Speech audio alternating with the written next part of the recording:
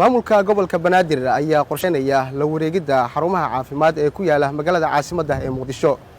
kulan maanta ka dhacay isbitaalka Martiin oo ay isugu yimaadeen xubno ka socday maamulka gobolka Banaadir oo horkacayay gudoomiyaha gobolka ahna duqa Muqdisho Umar Filish, wasiiradda caafimaadka xukuumadda federaalka ee Soomaaliya Dr. Fawziya Abikar Nuur iyo sidoo kale guddi loo xil saaray xog ururinta isbitaalada ku yaala magaalada Muqdisho ayaa waxaa looga hadlay arrimo la xiriira la wareegida maamulka gobolka Banaadir isbitaalada ku yaala magaalada caasimadda ee Muqdisho.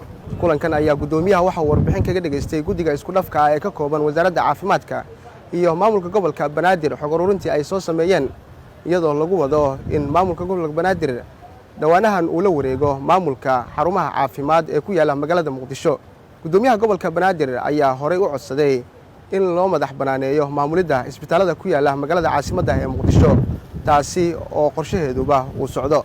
gudoomiyaha gobolka Banaadir ahna duqa magaalada Muqdisho ayaa waxa uu kormeeray qaybaha uu ka kooban yahay isbitaalka Martiin, gaar ahaan qaybta bukaanjiifka iyo sidoo kale qaybta oksijiinka. intii kormeerka uu ku jiray gudoomiyaha ayaa waxa warbixino uu ka dhageystay agaasimaha guud ee isbitaalka Martiin. qorshaha maamulka gobolka Banaadir uu kula wareegayo xarumaha caafimaad ee gobolka Banaadir ayaa waxa uu yahay mid la xiriira sidii maamulka